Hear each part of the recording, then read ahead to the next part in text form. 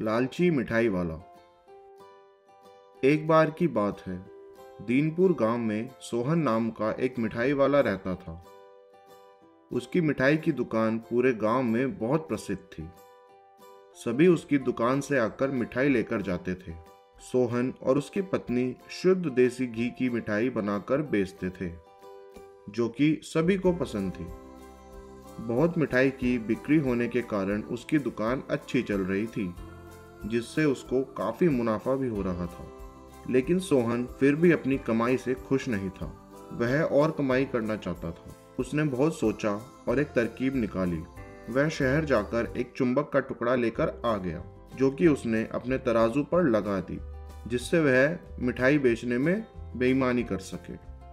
इसके बाद एक ग्राहक आया और उसने 1 किलो जलेबी के लिए सोहन को बोला। सोहन ने चुंबक को लगाकर जलेबी तोल दी, जिससे उसको ज्यादा मुनाफा हुआ। उसने अपनी पत्नी को ज्यादा मुनाफे के बारे में बताया। उसकी पत्नी ने सोहन से इसका कारण पूछा, तो उसने चुंबक वाली बात बता दी कि कैसे वह अपने तराजू में चुंबक लगाकर लोगों को ठग रहा है।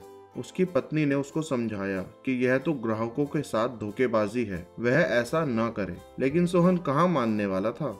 उसने यह काम चालू रखा, क्योंकि उसको बहुत अच्छा मुनाफा जो हो रहा था। यह काम इसी तरह चलता रहा। एक दिन सोहन की दुकान पर रवि नाम का एक लड़का आया।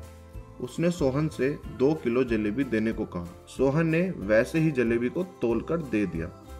रवि ने जब जलेबी को देखा तो सोहन को बोला, यह तो कम लग रही है, क्या आप इसको दोबारा तोल सकते हैं? इस पर सोहन गुस्सा हो गया और रवि को बोला, मुझे और भी बहुत काम है। तुमको लेकर जाना है तो ले जाओ, वरना रहने दो। रवि यह सुनकर जलेबी लेकर चला गया। लेकिन वह दूसरी दुकान में गया और उसने जलेबी को दोबारा से तुलवाया, जिससे उसको पता चला कि जलेबी आधा किलो कम थी। इसके बाद रवि एक तराजू लेकर सोहन की दुकान में गया और उसकी दुकान के बाहर तराजू रख दिया।